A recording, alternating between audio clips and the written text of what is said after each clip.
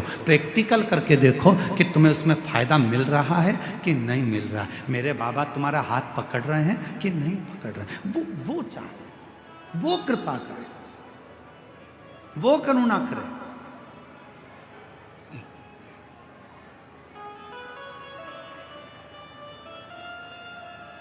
जीवन का जो सुख है ऐसे ही नहीं मिला है। कई लोग कहते हैं हम तो भगवान के मंदिर जाते हैं, हम भगवान का भजन करते हैं, हम भगवान का स्मरण करते हैं, उसके बाद भी मेरे शरीर में इतना बड़ा रोग हो गया, इसके बाद भी मुझे तकलीफ आ गई, इसके बाद भी मुझे दुख आ गया, इसके बाद भी मुझे कष्ट आ गया। रोना नहीं, दुख मत होना, एक लोटा जल चढ़ाते रहना। हमारे पूर्व का कोई कर्म होगा उसको काटना है हमें, हो सकता है और तकलीफ आए, उसको हमें काटना, उसे कष्ट को हमें मिटाना, शिव का नाम लेकर भगवान का भजन कर, स्मरण कर। और ये भजन के बल पर ही जीता जा सकता है महाराज। यदि आप लोगों में से कोई काशी गया होगा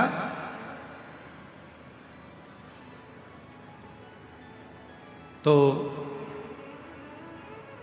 काशी में एक जगेश्वर महादेव है।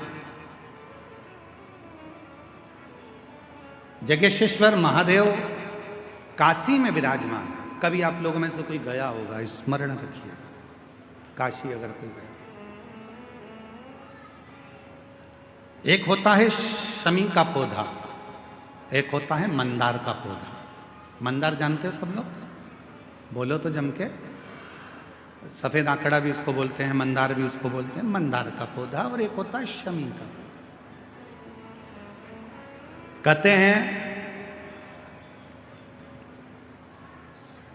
जिस व्यक्ति की जिंदगी में केवल घाटा ही घाटा लिखा हो, दुख ही दुख लिखा हो और कई साल हो गए हों किराए के मकान में रहते हुए या तकलीफ को भोगते भोगते, परिवार में कहीं सुख है ही नहीं, दो पौधे को याद रखना।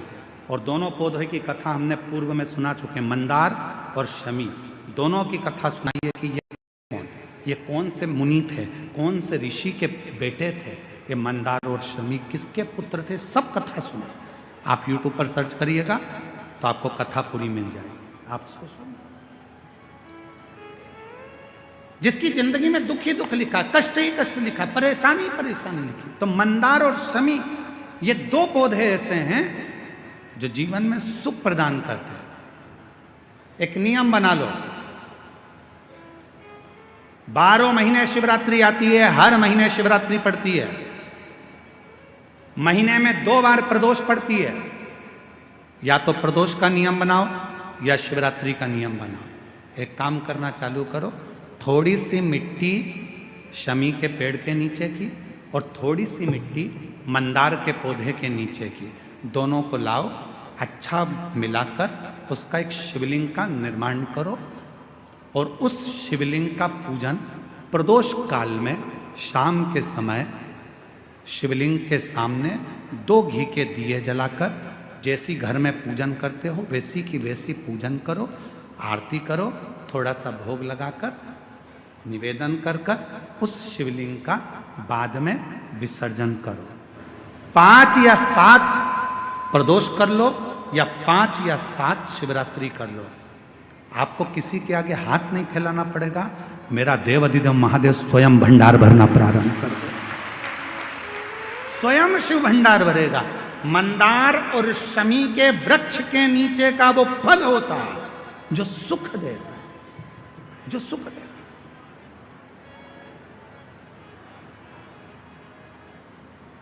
जो हमें आनंद प्रदान करता है।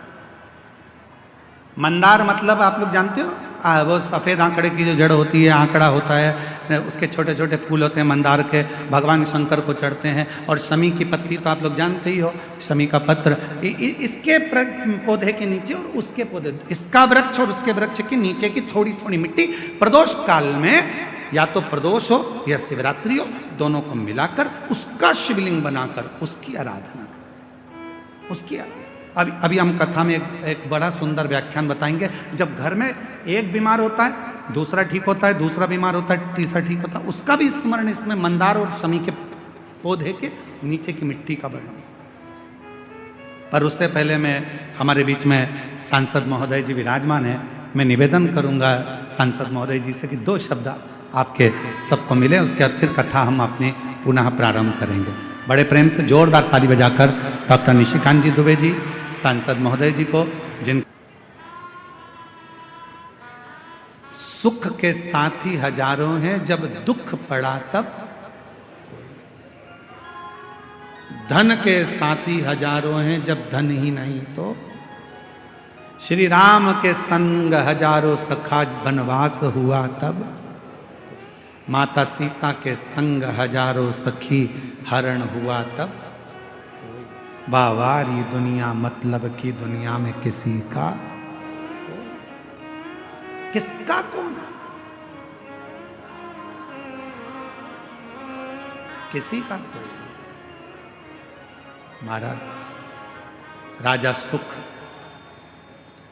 केवल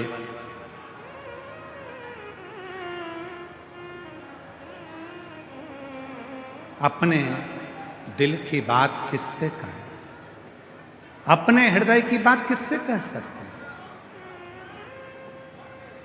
किससे अपने मन का भाव कहें। एक वो सुंदर लाइन का स्मरण आता है, मेरा तू ही तो हमदर्द है जिसे हर दर्द कहता हूँ। आप भी बोलिए, मेरा तू ही तो हमदर्द है जिसे हर दर्द कहता हूँ। दुनिया के आगे प्रभु चुपचाप में रहता हूँ। दुनिया के आगे प्रभु चुपचाप में रहता हूँ। मेरा तू ही तो हमदर्द है जिसे हर दर्द कहता हूँ। मेरा तू ही तो हमदर्द है जिसे हर दर्द कहता हूँ। किससे कहोगे जाके? जीवन में थोड़ा दुख आएगा, तकलीफ आएगी, कष्ट आएगा, किसको कहोगे? किसको कहोगे? पड़ोसी से कहोगे तो लोग कहेंगे पहले तो फूली फिरती थी, अब जगत में रोती फिरती है। रिश्तेदारों से कहोगे तो लोग कह देंगे पहले तो जगत में घूमती फिरती थी, अब रोती फिरती है। किससे कहेंगे? मेरा तू ही तो हमदर्द है जिसे हर दर्द कहता हूँ। बाबा, ओ देवघर वाले, ओ काशी वाले, ओ केदारवासी, ओ सीहोर वाले, मेरे दुख को कौन सुनेगा? मेरे महाकाल बाबा, तुझे ही तो पुकारा है। मेरा तू ही तो हमदर्द है जिसे हर दर्द कहता। बाबा, बहुत दिन से खाली झोली है बाबा, बहुत पुकार रहा हूं। बाबा, तू झोली भरेगा ये मुझे विश्वास है, तो मुझे खाली नहीं छोड़ेगा ये मेरा भरोसा है। बाबा, ये मेरा भरोसा कहता है, ये मेरा विश्वास कहता है, तो मुझे खाली नहीं छोड़ेगा। ये मेरा भरोसा कहता है, ये मेरा विश्वास कहता है, तो मुझे खाली नहीं रख सकता। और शंभु शरणे पड़ी मांगो घड़ी रे घड़ी, दुख काटो दया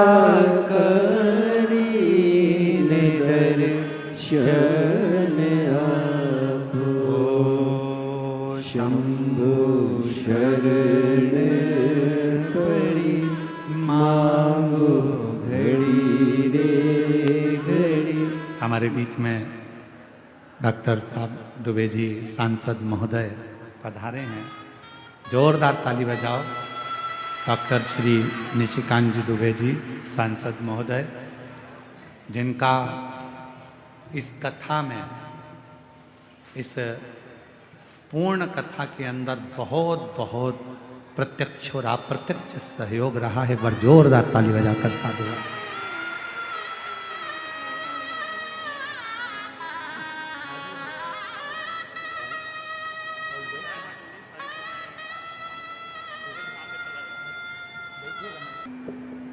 आपके और हमारे पुण्य की प्रबलता है, जिसके कारण बस बक्सों की आवाज़ बिल्कुल नहीं है, जिसके कारण बस ये पवित्र कथा श्रवण करने का सौभाग्य मिला।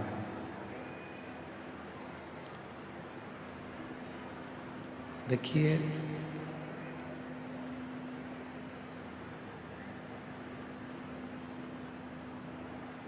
एकदम सीधा सीधा सीधा सीधा रास्ता यदि है तो समझ लेना कि आपको मंजिल मिलने वाली नहीं। मानव का शरीर, मनुष्य की देह, ये चल नहीं रहा है। मानव का शरीर, मनुष्य की देह जब हमको मिलती है, और मानव का शरीर जब आपको और हमको प्राप्त होता है,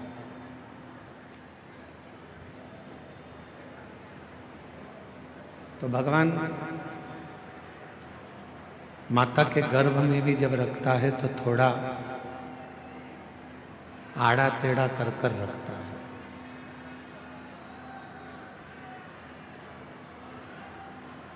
भगवान जब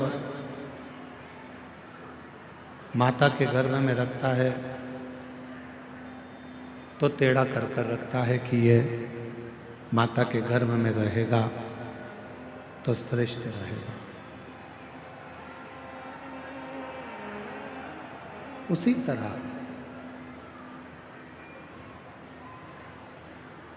शिव महापुराण की कथा कहती है, भगवान शंकर का चरित्र कहता है, शिव तत्व कहता है, भगवान देवादिदेव महादेव का चरित्र कह रहा है, भगवान शंकर की पवित्र कथा कह रही है।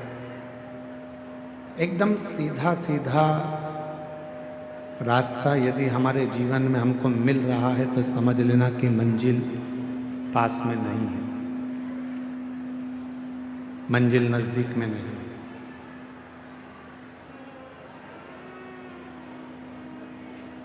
सरलता में कभी सफलता नहीं।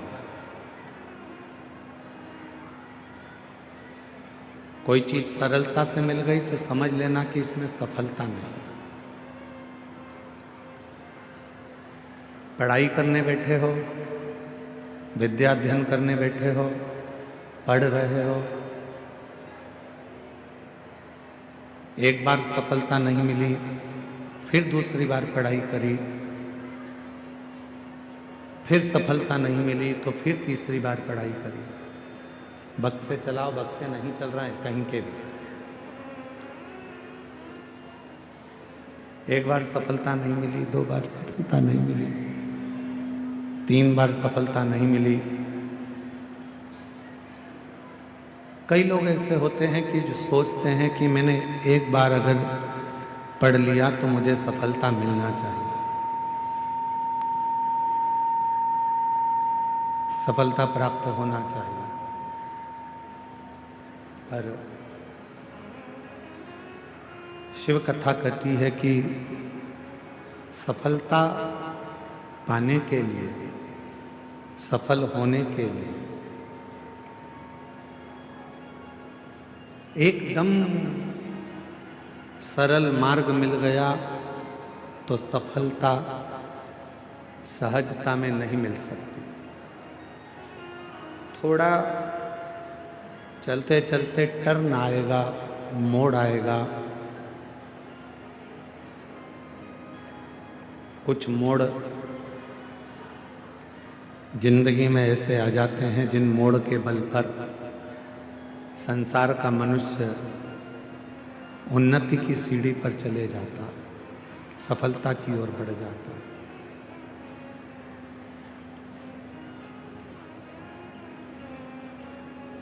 मेरा बेटा बेटियों से निवेदन है, मेरी जीजियों से निवेदन है, मेरे जीजाओं से निवेदन, ये नहीं चल रहे हैं,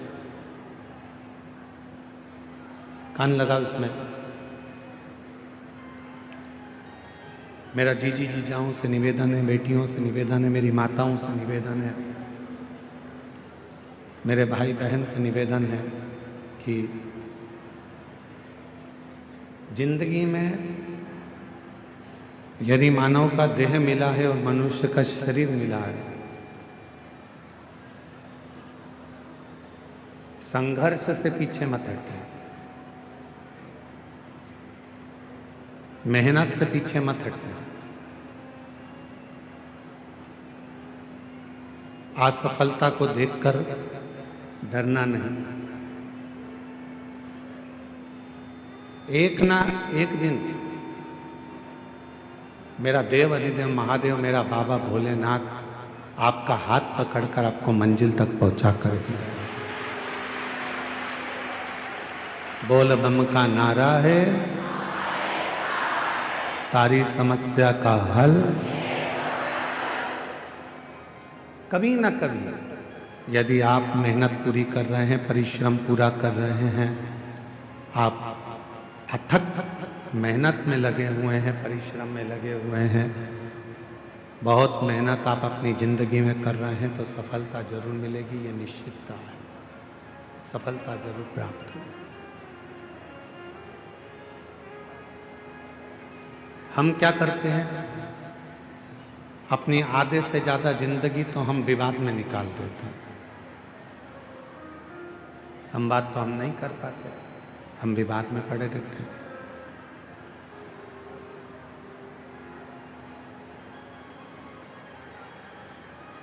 आवाज नहीं जा रही है पंडाल में। आधे से ज्यादा जिंदगी हम विवाद में निकाल देते हैं। थोड़ा सा जीवन, कुछ जीवन ऐसा होता है जिसको हम संवाद में निकालते हैं।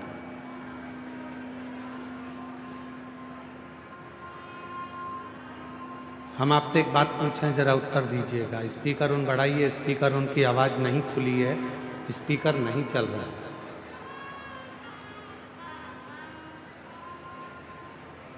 एक बात आपसे पूछें, उत्तर दीजिएगा।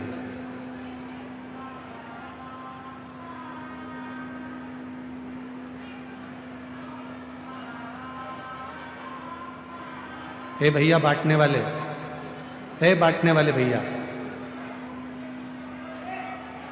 जो लोग रोड पर बैठे हैं, गर्मी में बैठे हैं, उधर बांटो।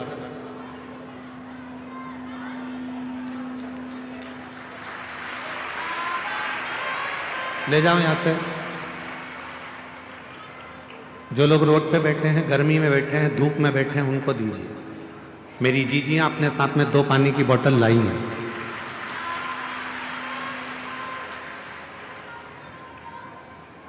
एक बात आपसे पूछें कि पांडव और कौरव दोनों में विवाद किस चीज के लिए हुआ? कोई गाड़ी के लिए विवाद हुआ क्या? घोड़ों के लिए विवाद हुआ क्या? सोना चांदी के लिए विवाद हुआ क्या? कौरव और पांडवों में विवाद हुआ तो केवल जमीन के लिए विवाद हुआ, केवल जमीन।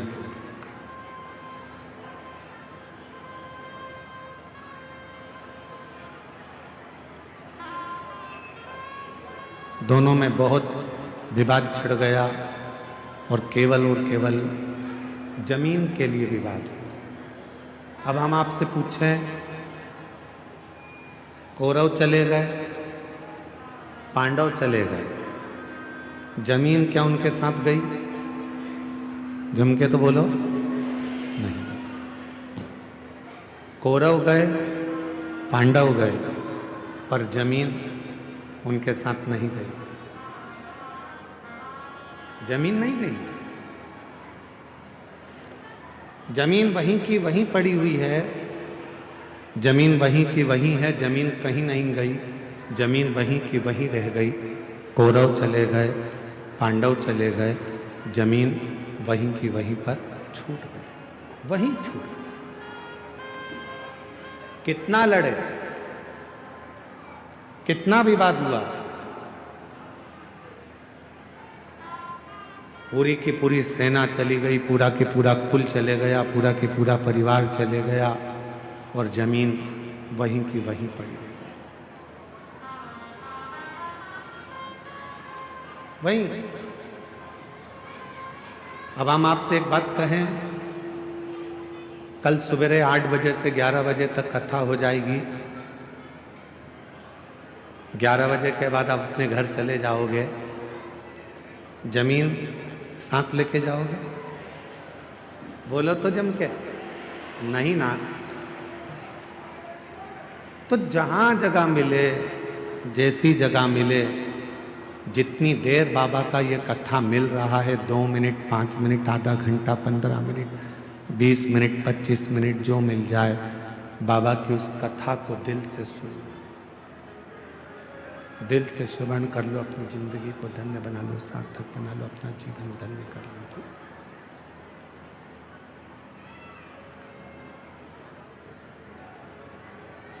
जमीन कहीं नहीं गई है, जमीन वहीं की वहीं है, जमीन को कोई लेकर नहीं गया, जमीन अपनी जगह पर रह गई, जमीन कहीं पर नहीं गई है। शंभो शंभो शंभो शंभो शंभो शंभो शंभो।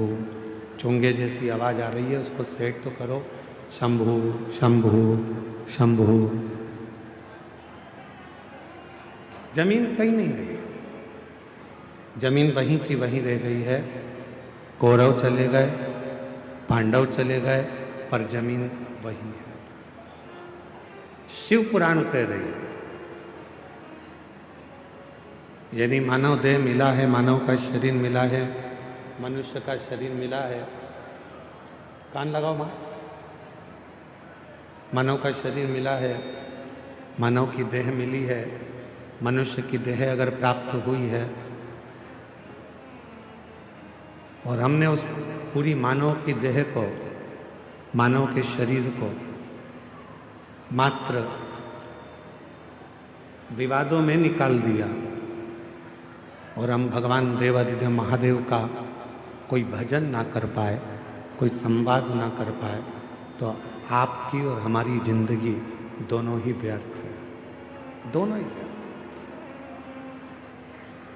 और मैंने तेरे ही भरोसे बाबा, तेरे ही भरोसे हवा उड़ती जागी बाबा, डोर हतो छठी नाम कटी जागी।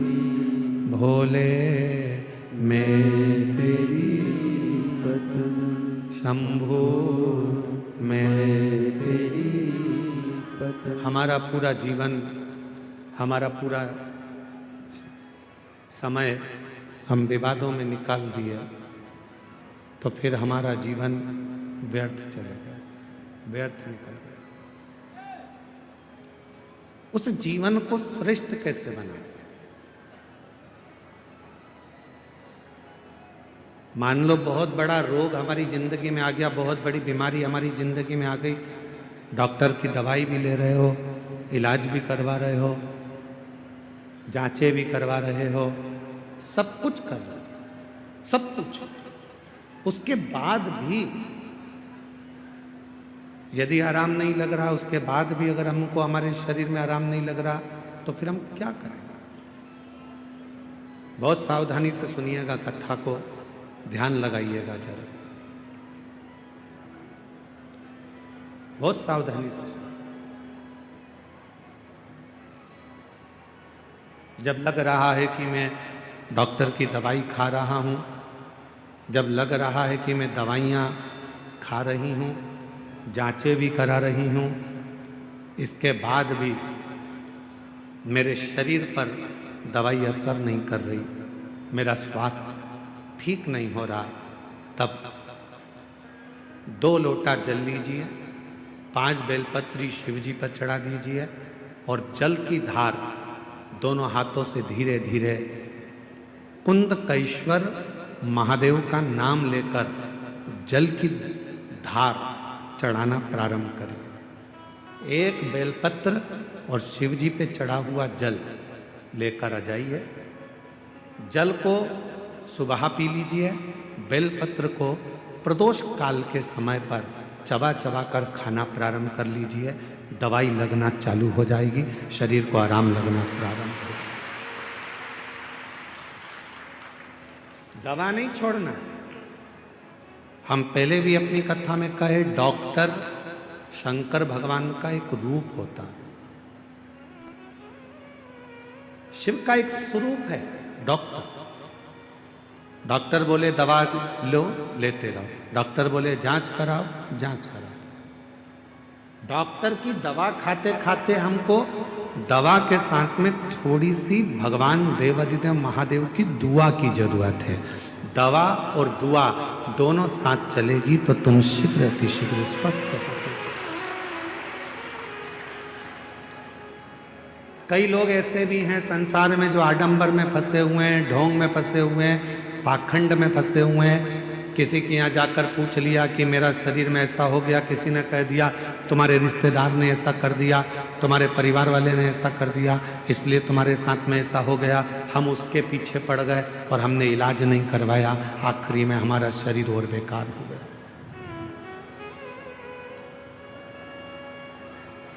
अपने गांव में, अपने नगर में, अपने क्षेत्र में, अपनी कॉलोनी में, अपनी सोसाइटी में, अपने शहर में जो चिकित्सा का केंद्र हो, जो प्राथमिक चिकित्सा केंद्र हो, वहां जाना चाहिए।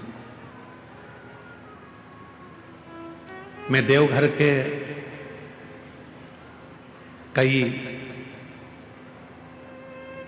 मैं इस देवघर के कई बेटा बेटियों को बहुत बहुत धन्यवाद देना चाहूंगा। इस देवघर के कई बिहार से आए हुए बेटा बेटियों को मैं धन्यवाद देना चाहूंगा। अपना अपना यूट्यूब चैनल वो चलाते हैं, यूट्यूबर हैं, पर हमने अपनी जिंदगी में पहली बार देवघर के ऐसे यूट्यूबर देखे जिन्होंने कथा की एक एक बात अपने यूट्यूब पर डाली। भीड़ ज़्यादा है, घर से कथा सुनना। देखो यहाँ बैठने की व्यवस्था इतनी है, सावधानी से जाना। रेलवे स्टेशन से कथा स्थल इतनी दूर है, बस स्टैंड जाओगे तो वहाँ से ये इतनी दूर है, वहाँ पर ऐसी व्यवस्था है, वहाँ वैसी व्यवस्था है। मैं एक एक बेटा बेटी को जिन्होंने अपने यूट्यूब चैनल पर, यूट्यूबरों ने जो अपने चैनलों पर डाला और लोगों को मार्ग बताया, आज तुम्हारा यूट्यूब चैनल धन्य हो गया, सार्थक हो गया। मैं यहाँ की पत्रकार बंधुओं को, यहाँ की सोशल मीडिया को, यहाँ की मीडिया को धन्यवाद दूंगा। उन्होंने एक एक कॉलम अपने अखबारों में छोटा छोटा अलग अलग कॉलम बनाया।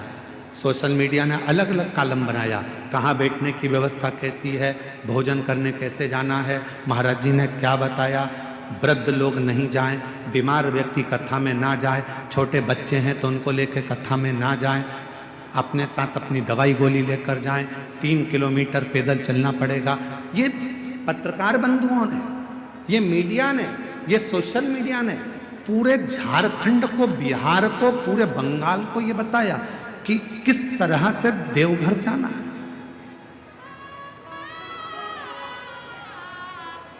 किस तरह से।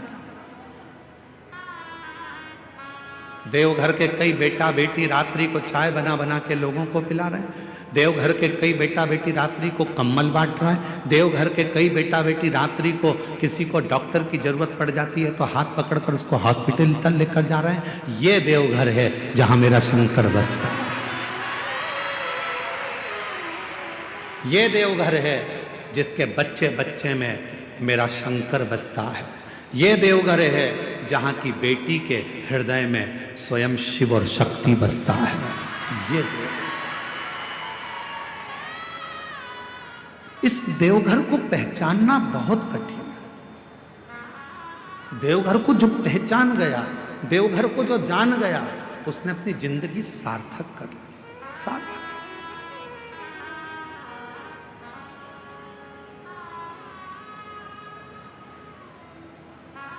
और खाली ना जाता कोई दर से तुम्हारे, खाली न जाता कोई दर से तुम्हारे।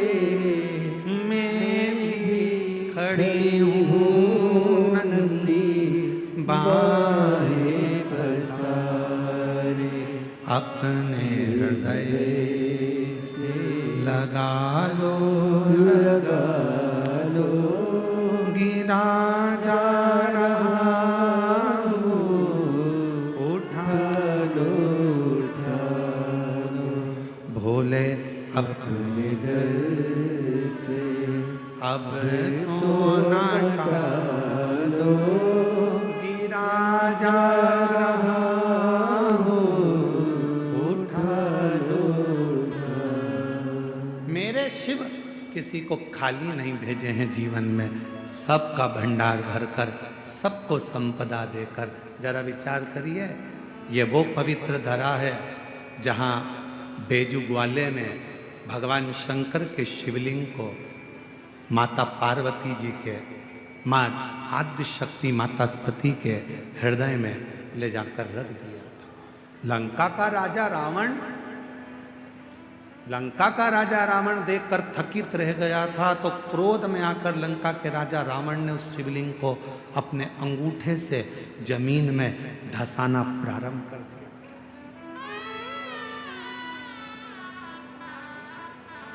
पहले तो शिवलिंग उठाना चाहा पर उठा ही नहीं। जब शिवलिंग नहीं उठा तब अपने अंगूठे से भूमि पे उसको दबाना प्रारंभ कर। फिर पर तेरी कृपा का क्या है भरोसा, कब किस पर हो जाए जरा सी हम पर कर दो, जरा सी हम पर कर दो।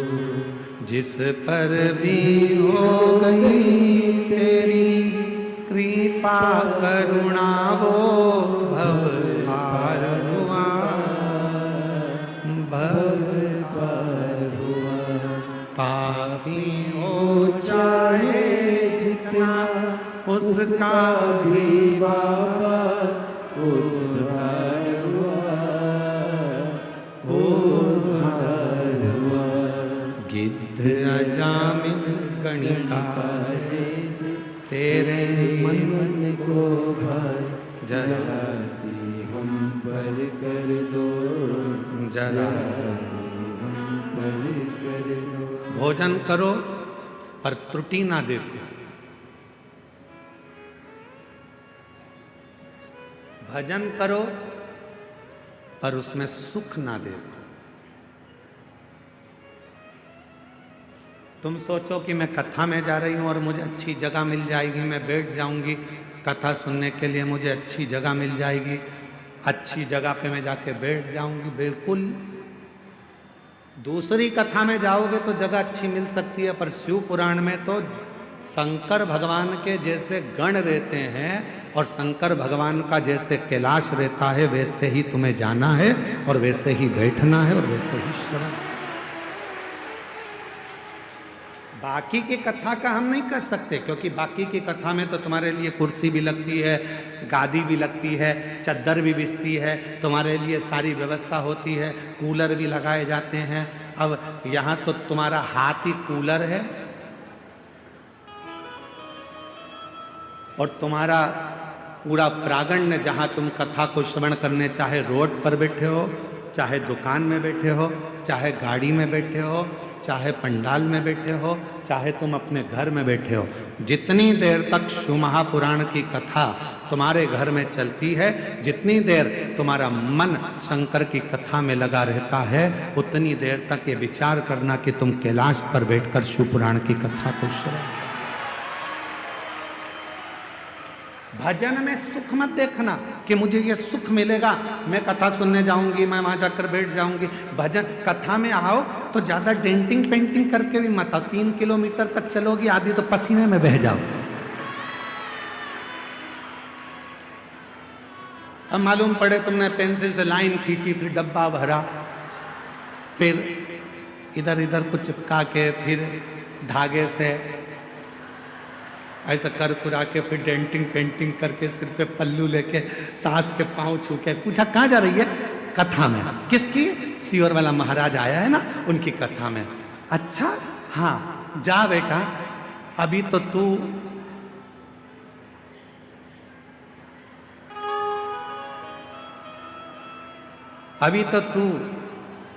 बहुत सुंदर बनकर जा रही है। जब वहां से आएगी ना, मम्मी, ओ मम्मी, मम्मी बोली हाँ बेटा, आ गई कथा में से? ऐसा लग रहा है जैसे युद्ध लड़के आई है, ऐसा लग रहा है जैसे तू युद्ध लड़के आई। शंभु शरणे पड़ी मांगो घड़ी रे घड़ी, दुख काटो दया करी निदर्शन आपो। शंभु शरणे पड़ी मांगो घड़ी रे घड़ी, दुख काटो दया करी निदर्शन आपो। शिव कथा में आयो, सुख मत देखना। शिव कथा में आप सोचो कि मुझे बैठने की जगह मिल, ना ना, आपको जहां जगह मिल जाए वहीं बैठ जाओ। किसी को कष्ट मत दो, किसी को परेशान मत करो, तो समझना कि तुम्हारा कथा में जाना सार्थक हो गया। तुम कथा में पहुंच गए। अब मालूम पड़ा दर्शन के चक्कर में, देखने के चक्कर में, कथा के चक्कर में एक दूसरे को परेशान कर रहे हो, कष्ट दे रहे हो, और तुम सोचो कि भगवान की कृपा हो जाए। फिर मेरा भोले बाबा कृपा नहीं कर सकता, करुणा नहीं कर सकता, दया। जहां मिले, रोड पर मिले, रोड पर जहां मिल जाए वहां शांति से बैठो, कथा को सुनो। 2 शब्द कानों में जाएगा, भगवान का नाम लेना, भगवान का भजन कर। तो भोजन में खोट मत ढूंढना, भजन में सुख मत ढूंढना। इसमें सुख मिलेगा, हमें बैठने की व्यवस्था अच्छी मिलेगी, धन अच्छा मिलेगा, ना ना। भजन करने बैठो तो ये विचार कर कर बैठना, जब भी बाबा वैद्यनाथ जी के दर्शन के लिए जाओ, देवघर की पवित्र भूमि पर आओ और बाबा के जब दर्शन करो तब बाबा से विनय करना, बाबा इतनी कृपा करना जैसे तेरे घर में गणेश जी हैं, तेरे घर में जगत जननी अम्बा है, तेरे घर में षडानंद कार्तिकेय हैं, तेरे घर में सारे भक्त हैं, तेरे घर में लक्ष्मी है, तेरे घर में नारायण है, तेरे घर में सारा सुख है। मेरे देवघर वाले बाबा, मेरे घर में तू आकर बैठ जाना, वो भी तेरा घर है और मेरे घर में भी सब संपदा भर देना। ये तेरी, ये तेरी, ये तेरी करुणा।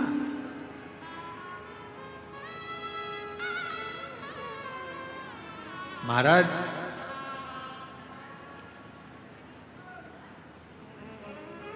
बालों को काला करो,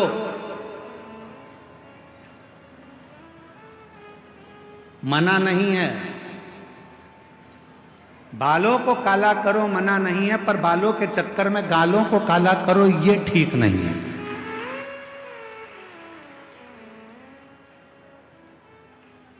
कमाओ मना नहीं है, खूब कमाओ मना नहीं है, भजन करो मना नहीं है, कथा सुनो मना नहीं है, पर तुम्हारे कमाने के चक्कर में किसी को दुख मिले, तुम्हारे भजन करने के चक्कर में कथा सुनना है, इधर से धक्का दो उधर से धक्का दो, तुम्हारे भजन के चक्कर में किसी को दुख हो तो वो कथा सुनना सार्थक नहीं है, वो भजन सार्थक, वो श्रेष्ठता नहीं। बाल काले करो मना नहीं है, पर बाल के चक्कर में गाल काले मत कर लेना।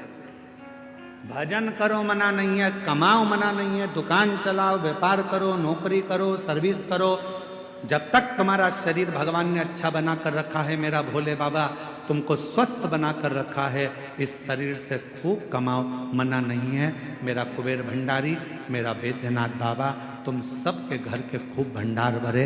हम बाबा से यही प्रार्थना करते हैं कि बाबा खूब, ये शरीर श्रेष्ठ है, खूब कमाओ, खूब आगे बढ़ो। पर कभी कभी ऐसी जिंदगी में आ जाता है कि हमारे जीवन में एक आध समय ऐसा आता है कि खूब होने के बाद भी धीरे धीरे धीरे धीरे वो कम हो जाता है। उसका कारण क्या है? शिव महापुराण का एक सुंदर चरित्र है।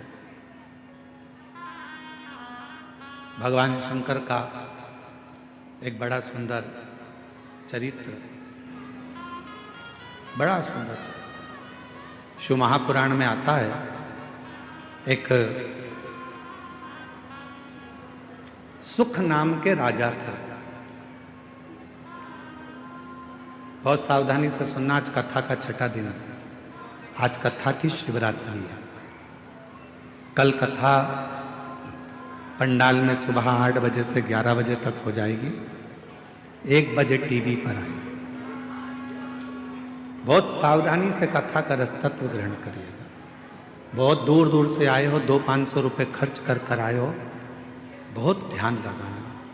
आज कथा के बाद में बाबा से विनती कर, झोली पसार कर कह कर जाना, मेरी झोली तू भरना, 3 महीने में मुझे जो मांगा है वो दे देना, फिर कथा के पंडाल में जाकर पत्र अवश्य लिख कर दो। बिना महाराज, एक सुख नाम के राजा थे।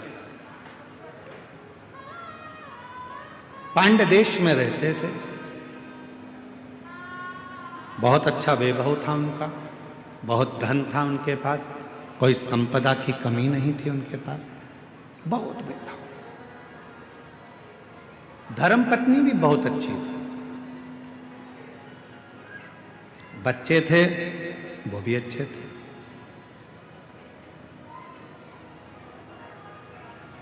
चारों तरफ उसका राज्य फैला हुआ था। पर एक बार नगर में अकाल पड़ गया। अकाल,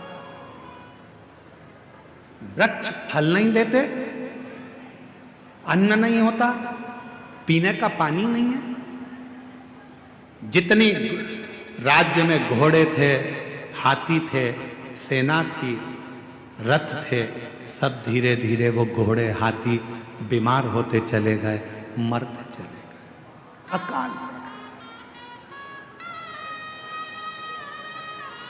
सुख नाम के राजा के आसपास का जितना क्षेत्र था, सारे क्षेत्र में अकाल पड़ा हुआ था, बीमारी आ गई थी, जिस बीमारी ने चारों तरफ से लोगों को घेर लिया। बीमारी,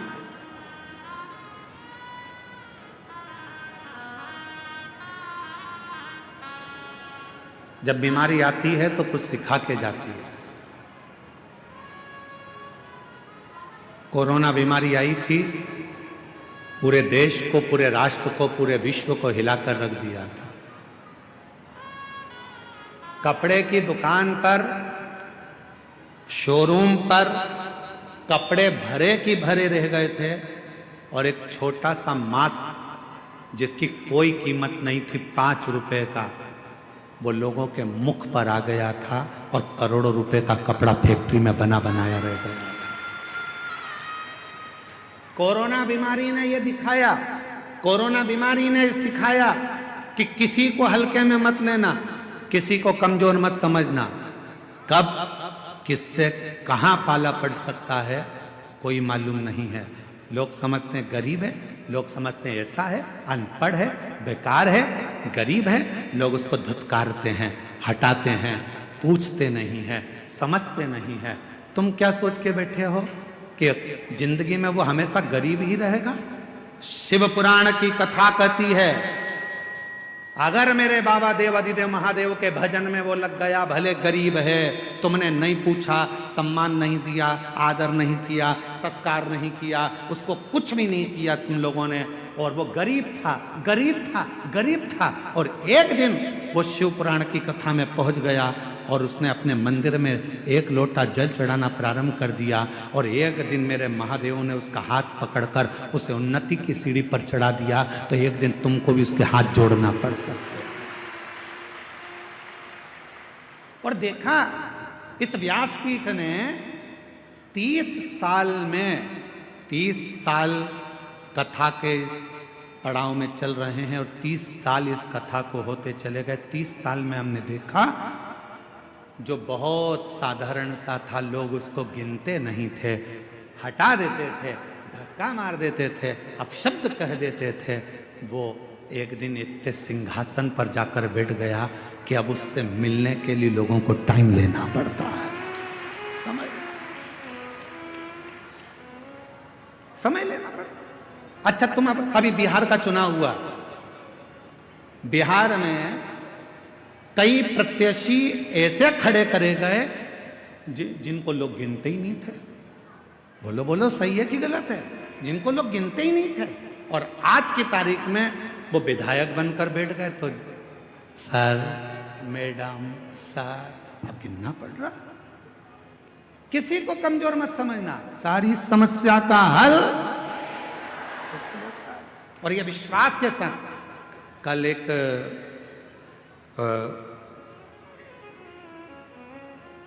बिहार के ही एक क्षेत्र के कल एक एसडीएम और एक कोई कलेक्टर महोदय दोनों आए थे। उन्होंने बाहर परिचय नहीं दिया, पर यहाँ आकर परिचय दिया कि मैं इस क्षेत्र का एसडीएम हूँ, और एक आए थे कि मैं इस क्षेत्र का कलेक्टर। हमने कहा, आप अंदर जाकर बैठे हुए थे, आप लोगों ने कुर्सियाँ नहीं ली?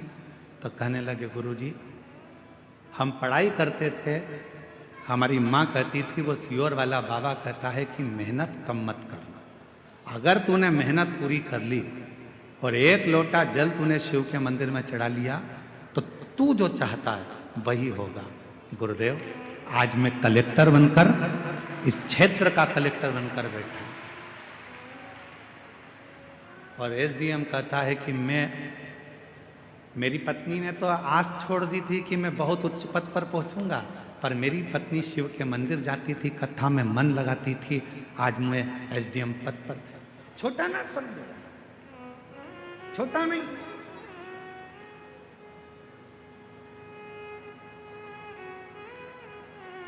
साधारण ना समझे।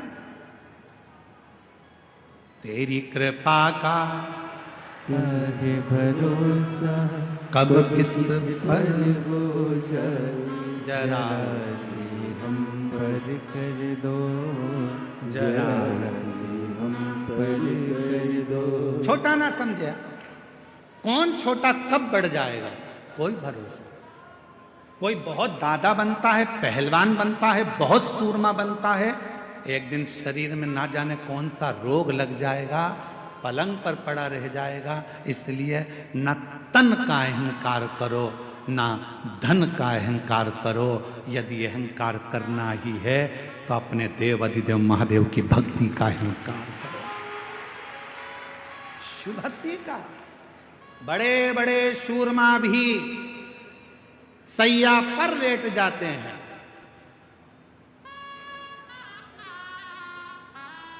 बड़े बड़े सूरमा भी सैया पर लेट जाते हैं और एक दिन ऐसा आता है कि करोड़पति भी हाथ खाली उस परमात्मा के दरवाजे तक चला जाता है, हाथ खाली, कुछ नहीं।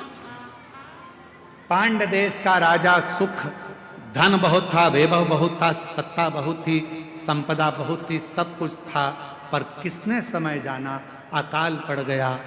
राज्य के हाथी घोड़ा सब मर गए, बीमारियां लग गई, लोग होन बीमार पड़ने लगे, मरने लगे। अकाल था, कुछ खाने को नहीं मिला, पानी पीने को नहीं मिला, कुछ भी नहीं मिला, कुछ।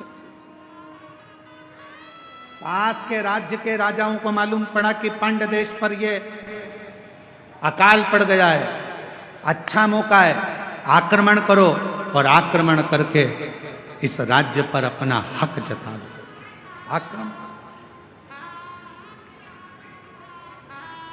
आक्रमण करो और इस पूरे राज्य पर अपना हक कर लो, पूरे राज्य।